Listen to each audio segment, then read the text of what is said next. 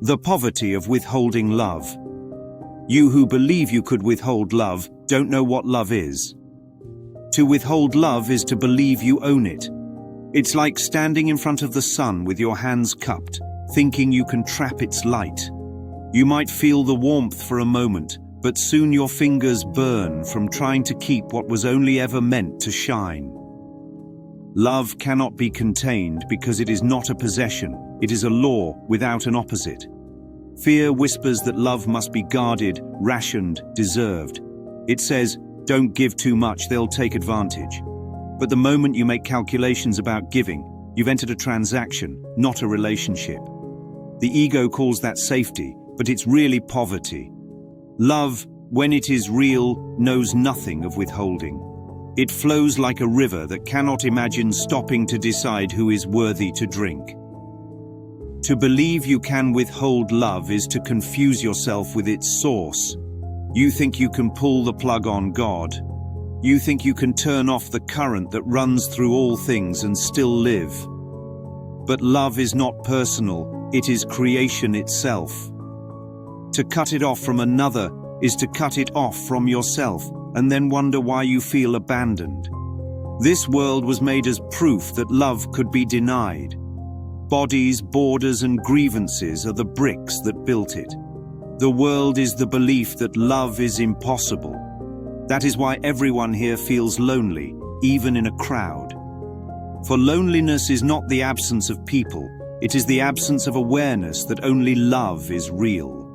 Every act of withholding says, I will be the judge of who deserves heaven. That's the voice of the ego, the self-proclaimed gatekeeper of love. It believes love is dangerous because it dissolves all distinctions. To love all equally is death to the ego's hierarchy of value. So it teaches that love must be earned, that compassion must be weighed, that forgiveness must be cautious.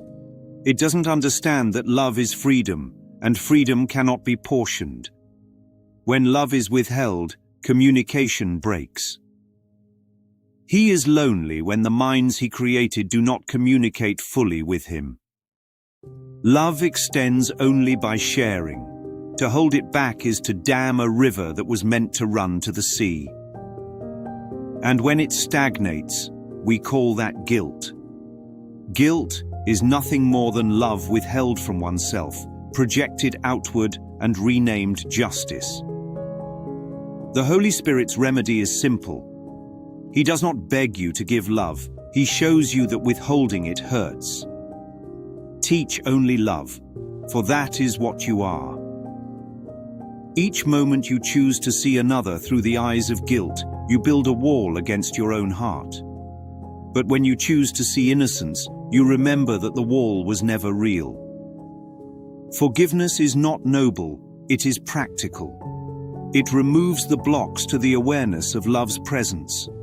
Love is not special. It is not a feverish attachment, nor a fleeting high.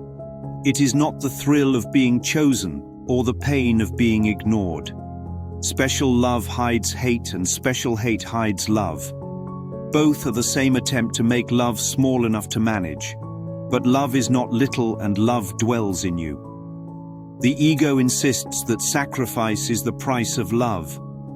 Yet Jesus teaches that sacrifice is nowhere and love is everywhere. Love cannot take, it can only extend. When you give love, you do not lose it, you multiply it. When you withhold it, you suffer its absence. Perfect love is in you now. You need not search for it, only remove your conditions on its flow. Love does not need your permission to be itself, but you need its truth to remember who you are. You were created as the extension of God's love, and that is still your identity. To love without condition is to see truly. To love selectively is to remain blind. The fear of being hurt is the fear of healing. The mind that loves cannot be harmed, for what could wound the infinite? Love is the way, the safety, the strength, the light, the meaning, the law, and the life. All fear is past, and only love is here. And until you realize that you can never be deprived of it, You will go on trying to steal what was already yours. You who believe you could withhold love don't know what love is, but you can learn. And learning begins the moment you stop defending your right to be loveless.